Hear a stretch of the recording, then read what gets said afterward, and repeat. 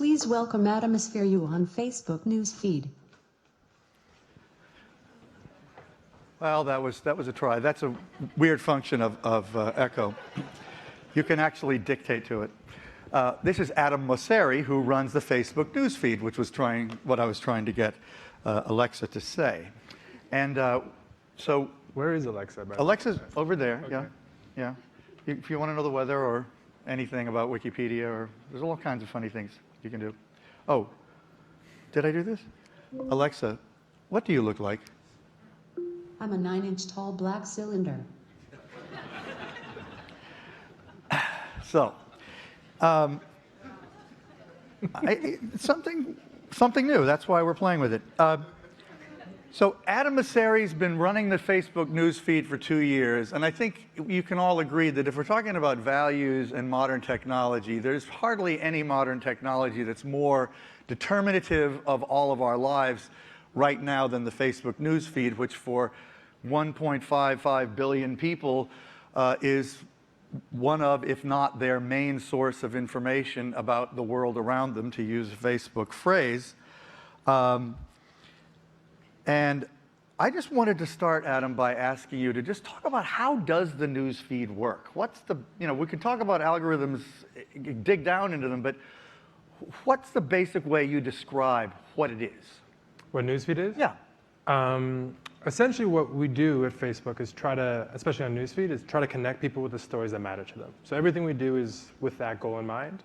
And so what we do is every time you open up the app, you refresh, or you pull to refresh, or you switch tabs and you come back to Newsfeed, we try to take a look at all of the content that we could show you based on who you friended, what publications you followed, et cetera, and then try to figure out what it is that you find interesting based on, do you tend to like content from that person in the past? Do you tend to like content of that media type in the past, et cetera? So an example might be, I have a sister who's a furniture design student at RISD, and she posts photos of her like funky looking furniture all the time, and I like that. I like those photos every time I see them. I'm her big brother. On Facebook, you like them, yes. Yeah. Mm-hmm. And Newsfeed notices that, so it infers that I'm interested in my sister and tries to show me my sister's stuff higher up. It infers that I'm interested in photos, so it tries to show photos more often, et cetera, et cetera. And so we're always learning and trying to better figure out what people are interested in. Well, let's go straight to the values question, because people often do wonder what decides what I see and what I don't see. And when you're making those decisions, before we get to the actual kind of mechanics of it, which I want to talk about a little bit, what do you think of as the values that do guide your decision making? So when people talk about ranking algorithms, they often talk about them as these third parties with their own agency that kind of go around and make their own decisions. But it's not how they work, really. Essentially, what ranking algorithms are always trying to do is make a recommendation to you. So before I go to Facebook, think about other services. Amazon is trying to figure out what shoes you might want to buy. Netflix is probably trying to figure out what TV shows or movies you might want to watch. Facebook, we're trying to figure out what story you might be interested in seeing at that moment. And that's where values come in, right? What do we define as interesting? How do we figure out what relevance is? And we really have 3 primary values on Newsfeed. First and foremost is to connect you with your friends and family. That's the value proposition that our company was built on. It's what people tell us they want to see most. Then to inform people about the world around them. That could be hard news, but that could also be just learning about the fact that there's Canadian elections right now, which John Oliver posted about, or that actually recently I had a friend ask about a plumber. I have a group called we call it Homies, but essentially we post questions about houses, and someone asked, does anyone have a plumber? And another friend recommended it.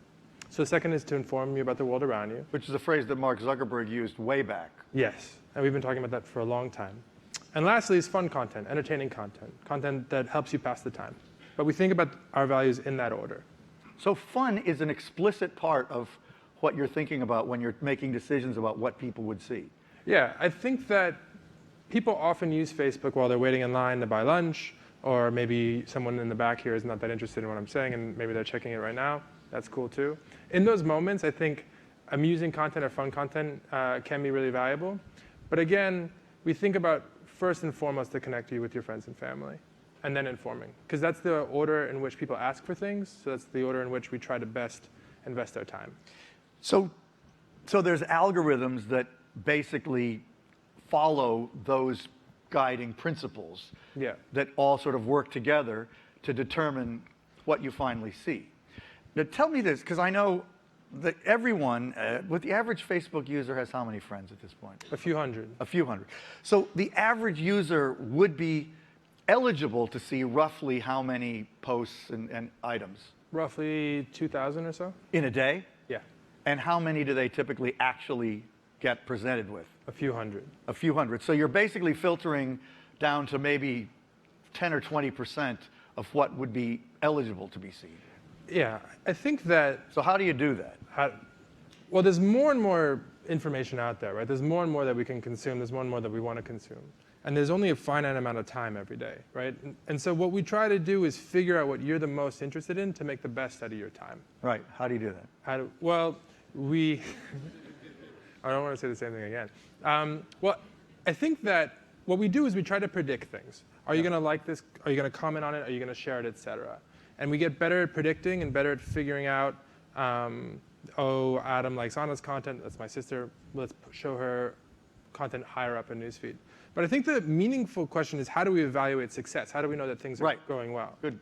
So there's really two buckets. One is what people do. So do you like more? Do you comment more? Do you spend more time on Facebook? Do you share more? These sort of behaviors. But the other is what people say. So one thing we have is something we call the feed quality panel. Have any of you guys ever heard of the feed quality panel? Nobody's heard of the feed. I hadn't even heard of it till I spoke to him on the phone. So essentially what the feed quality panel is about 1,000 people right now in the US, Indonesia, and Brazil. And they spend 4 hours a day rating 60 stories. do you pay them for that? We do. Yeah. We actually do lightweight surveys internationally everywhere that are not paid, but we have actually professional raters for There's a total of how many? roughly 1,000. But that number is going up. Yes. Yeah. And imagine you spent a couple hours this morning ordering stories from the one that you found the most interesting to the one that you find the least interesting.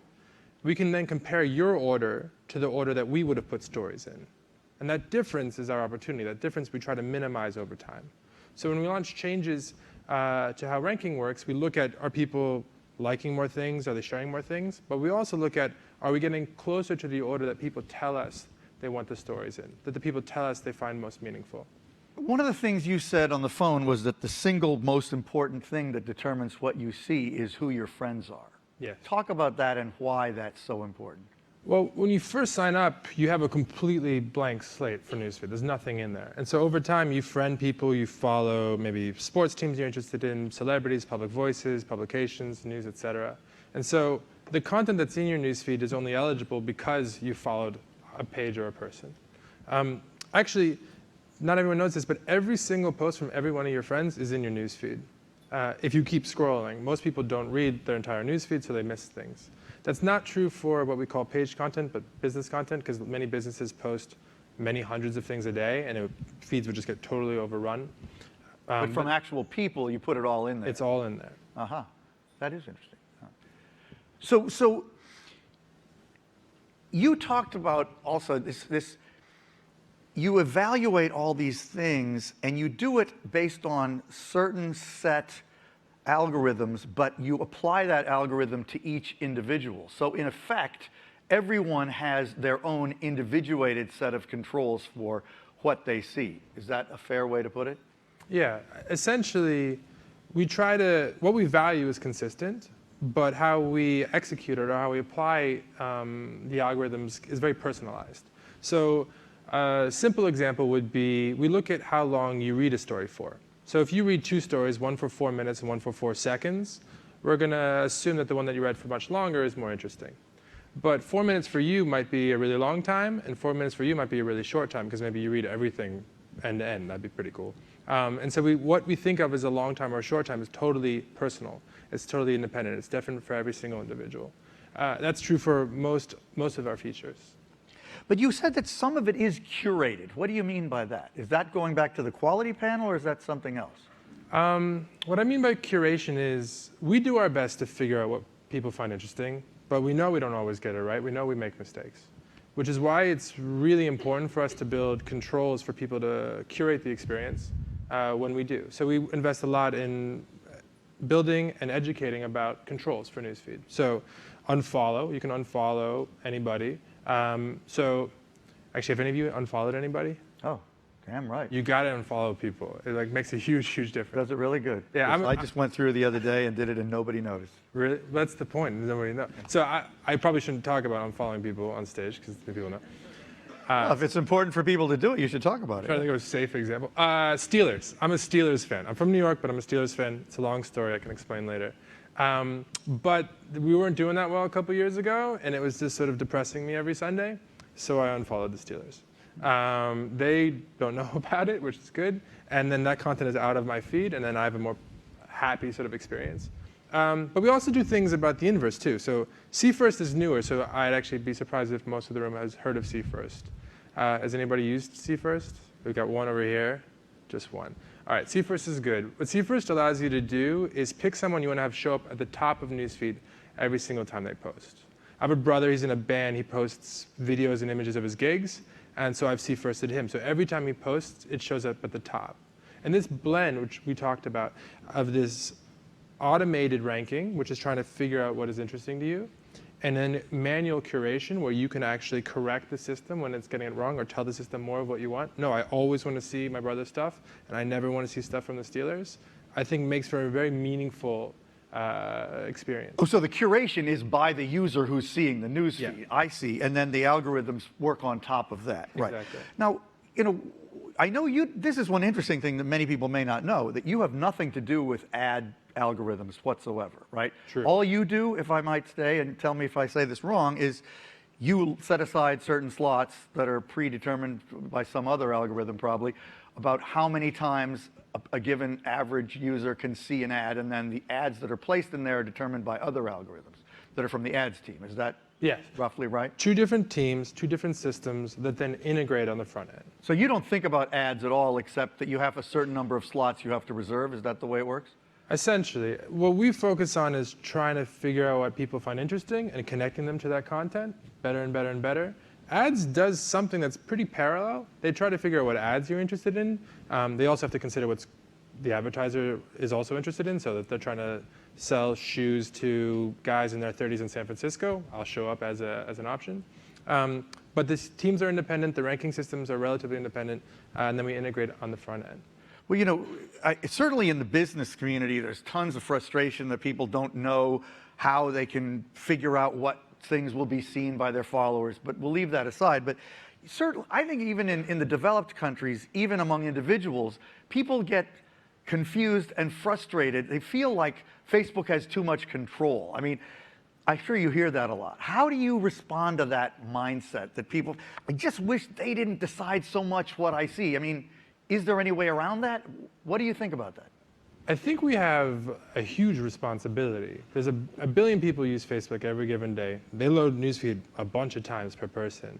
And so we have a responsibility to, as best we can, connect them with the stories that they find meaningful. And we need to get better at it. We're not bad at it. We could be better at it, which is why we're working so hard on it. In terms of frustration or in terms of curation, I think that what I would probably do, and I do this a lot actually, is walk them through how the system works and then what tools they have to improve the system if it's not working for them. I think it's really important that everybody who uses Facebook, whether you're like, you guys maybe hopefully use Facebook a little bit, which is good. So people. I don't think we need to ask. Actually, I have a couple of cousins who just like refuse, which is good. Oh, there are probably a few non-Facebook users. Does anybody not but use? I'm going to call you out. How many people in here don't use Facebook at all? Nice. There we go. Okay, 1, See? 2, 3, 4. Oh, about 15 people, 20 people. Whoa, that's higher than an average audience. Okay, go on. That's work for us, which is good. Hey, growth opportunity. Yeah. Right. I didn't think about that when I came here. So whether it's people who use Facebook or might use Facebook in the future, or publications, it's super important they understand how the systems work. Yeah, well, which has never been explained much at all in the past, so it's nice that you're here. But why is it so important?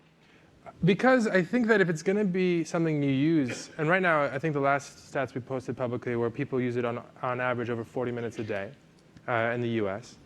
You should understand. How many millions in the US? Like 200? Probably 150 million. 150 million people use it 40 minutes a day. Tens Okay. million. Go on. There's about 1 billion people daily, Yeah. and then in the US I think it's about 150 million monthly. Is 40 minutes a day roughly a global average too? Yeah. Yeah, okay. And so if you're going to use it for that long, you should understand how it works so that you can get the most out of it. You can decide who you want to follow and who you want to unfollow. You can understand why you're seeing more of this and less of that, so that you can then go in and correct it if it's getting it wrong. We look at education as a kind of a broad issue. So speaking like this is great, but what's even more impactful is actually doing education in the product itself. So letting somebody know when they hide a story that they can also unfollow that person in that moment. Knowing when to ask and when to educate is actually something we spend a lot of time thinking about. I'm going to get to the audience, but I asked on Facebook today what some people would ask. Robert Scoble, who has opinions about a lot of things and who lives 5 minutes from here, although he's not going to be here till tomorrow, asked, why can't we have keyword-based filtering, meaning he wanted to be able to get rid of any post that mentioned Donald Trump, for instance. Is that sort of thing possible, coming, an idea you've considered? The Donald Trump filter is not an issue. Not a Donald Trump filter, but to be able to say, I don't want to see anything that has such and such a word or phrase. Yeah, I think that the important thing with controls is that they're easy to understand and they're powerful. Because if they're not easy to understand and powerful, they're not going to get adopted, and then what's the point of building them? I get a lot of, actually, more obscure requests. One I've gotten more than once, is can I stop seeing baby photos from high school friends I don't talk to anymore? Right. Which is like a very convoluted thing, but like I can empathize with. Like I've had that experience. We all have that experience, pretty much. But if we build all of those, I think that the concern is that the controls would get too complicated and less approachable. And they might be good for a few people who are very technical, but I want to make sure that our controls have broad appeal, that my mom can use them and understand them. That's interesting. I think they have to be simple. Because another person said, why don't they give users more control over what the algorithm prioritizes, and mentioned there used to be sliders that you could slide around that made various things come and go in larger quantities or lesser quantities. Yeah, that was a long time ago. Yeah, that might have even predated me. Yeah, I think it was probably a few years ago. Then maybe not. But I remember that. I think the other important thing about controls is that they can deliver on the promise. So if you say, I never want to see anything from my aunt, my kooky aunt again, then we will take it out of newsfeed, and then that's great. If you say, I always want to see my wife's stuff first, if you say that, then we'll always show that first. We can deliver on those promises. If you say, I want to see a little less photos and a little bit more from Bob, it's very hard to deliver on that promise in a way that's meaningful, and then people actually end up getting frustrated there as well. So it's a balance, though, and we're not done. I actually think one theme for us going forward is how can we develop more powerful controls? How can we better ask people what they find interesting so that we can improve the experience? We're going to go to the audience in a second, and I'm going long. Whoever's monitoring that, I apologize. Do you consider Twitter a rival? And here's why I ask. I use both a lot, and I set it up so that my tweets go into Facebook. And I noticed for a long time that when I tweeted and then it went into Facebook, it got almost no distribution. It seems now that Twitter tweets that I do go into Facebook and get more distribution. Is that a change that you would consciously have made? And just how do you think about Twitter as a partner, ally, enemy, whatever? Sure. So first for the second part, and then I'll do it in reverse order, if that's all right. Certainly not a change we would have made explicitly to decide to promote or demote content coming in from any other third party. Really? You don't do that? No, because again, it would be at odds with the mission, right? So whether it's like how often we show ads, or whether it's how does partner content do in the system, we believe that if we continue to make it more meaningful by showing you content that you find more interesting than we did the day before, you're going to spend more time with us, and that's going to be good for everybody in the long run. Wait, so you're saying that if it's solely a matter of how people respond to what goes into my feed once they see it the first time, you don't have rules about this kind of content we show people less, or that kind of content we show people more? No, because the way you think, it's a complicated thing, but feed composition, right? How much we show of what is a byproduct of trying to optimize for each individual. So if you don't like videos, we probably should never show you videos. If I don't want to follow any friends, I don't want any friends or family on Facebook, I should be able to do that and actually just follow publications. We believe that if we build a system that allows those types of use cases, then we'll have broader appeal, and that people will use our services more in the long run. And you still can say more of this or less of this on, don't you still have those drop downs? Or I don't think that's gone so. away, okay. So who has questions or comments? Okay, please, identify yourself. Hi, Elin Elkehag. I'm actually wondering if you can do too good of a job, because I'm running a 996 company, building a hardware startup, and I was using so much time on Facebook on my phone. Like it's like procrastination crack. So I deleted my Facebook app on my phone because I don't have time. And actually, I know a lot of my friends have started to do the same because it's hard to build a startup and it just takes too much time. Do you see that that is a trend, or is it something that you worry about? Do we worry about people spending too much time on Facebook? I think that we worry about. It's not a bad question. No, really. it's a good question. We want to make sure Well, that deleting the app's another matter, but if you worry about spending too much time, a lot of people worry about that for themselves, there's no doubt. we worry about sentiment. We ask surveys all the time about how people feel about their experiences. Are they deriving value from the experiences? Are they being connected with their friends and family, being informed, et cetera? And if we see any shifts there by market or by device type or et cetera, we certainly worry about it. But it's important to remember that people use Facebook very, very differently in different parts of the world, right? So Brazil last year in the World Cup, we saw a huge swell of activity around sharing about soccer, or what they would call football. In some parts of the world where there's less free press, Facebook newsfeed becomes a very important source of uncensored news. Myanmar is a good example as of late. Here, it's more about connecting with your friends and family. Romania probably is another one. Go on, Yeah. keep going. And then, so it's different in different places. But we would worry about that if we saw that becoming a global trend. Okay, who else has a comment or question? Hi. Oh, please. Hi. Identify yourself. Hi, my name is a nice Avi wide room. Berkowitz. I'm a rabbi at Chabad, but I also consult with companies and nonprofits on impact. So Facebook is something that is a part of the lives of 1 billion people of every community and society. You built a neutral platform, and you keep talking about how everyone can control their feed and remain neutral. So you could either be a positive platform or evil networking. And it's used by ISIS and the worst characters in the world to destroy lives. At the same time, think about, I can tell you 5 words of the negative, cyberbullying, body image, divorce, a lot of negatives, a lot of positives also. We saw what happened when Nepal's earthquake happened. You raised more money than the United States, 10 million by the US government, 12 million by Facebook. That was because you guys put a banner on our newsfeed. I feel that Facebook needs to not only be a neutral platform of connecting the world, you need to tell us how you are using your platform to be a positive platform. Thank you. Sure. Good. I think that there's a bunch of ways you can think about what negative experiences we might unintentionally facilitate and what positive we do. In terms of anything that has anything to do with violence, we take that very, very seriously. We've got what we call community content standards, and anything that celebrates violence or is trying to organize violence, et cetera, that content we take off of Facebook. The way that works actually is people report it, and they report it really, really often. We then manually review it and we remove it. In terms of things like natural disasters, and et cetera, what we're trying to do there is build tools to allow people to facilitate those positive experiences.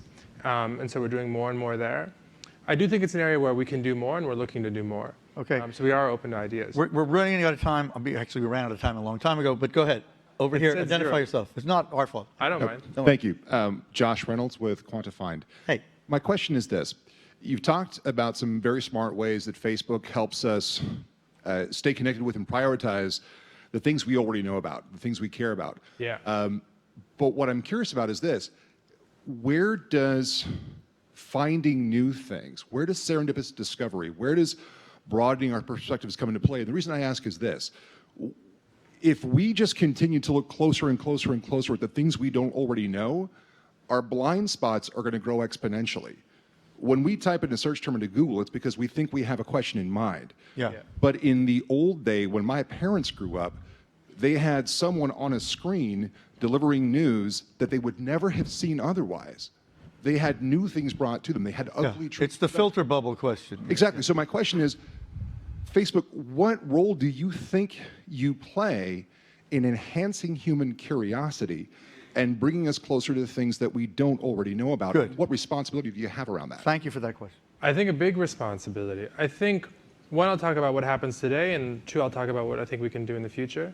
On what happens today, there's really 3 types of content on Facebook. There's content from friends, there's content from publications, and then there's hybrid content, which you're seeing not because you followed let's say, let me think of an interesting example. Do you guys know the page IFL? This is like a benign example. It's I effing love science. It's an amazing page about pretty cool science stuff. I learned about them on Facebook because someone posted a link to an IFL video. And this happens a lot. It's actually a growing percentage of the content on Facebook.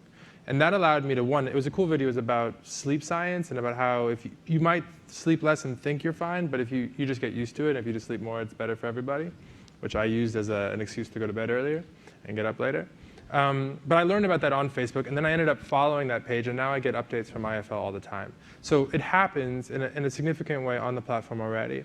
That said, I think there's more and more we can do to help people discover content that they don't even know about yet. Or that they do, but they just don't happen to be connected to yet.